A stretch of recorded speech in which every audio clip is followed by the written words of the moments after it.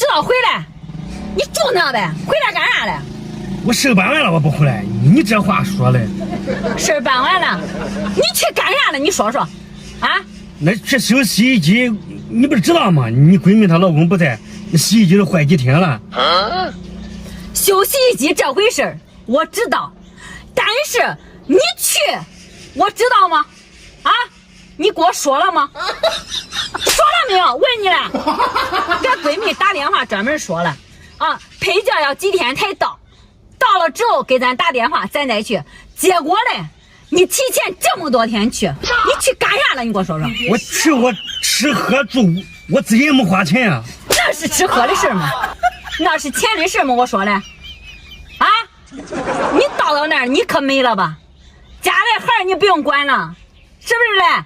一天到晚的接了送的都是我一个人，你一个人吃饱全家不饿吧？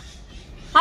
我出去我干活了，我还是晚了。你干活了，是干活了是不是？呀，那你看那发的，又是美食的，那呲着牙咧着嘴笑的，耶！我今个吃的啥？你看你跟你贱嗖嗖那样，一点格局也没有。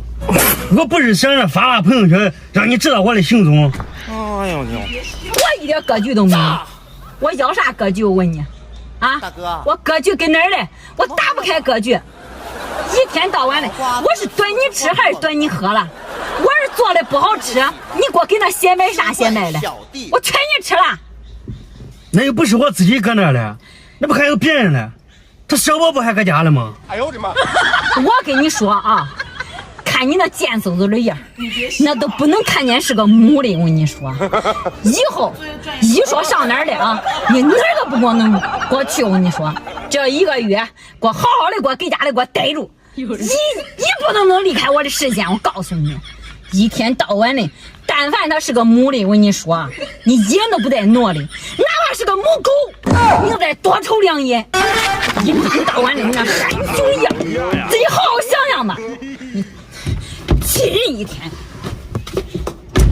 我还一个月不出门，我还不得跟你闺蜜去守候吗？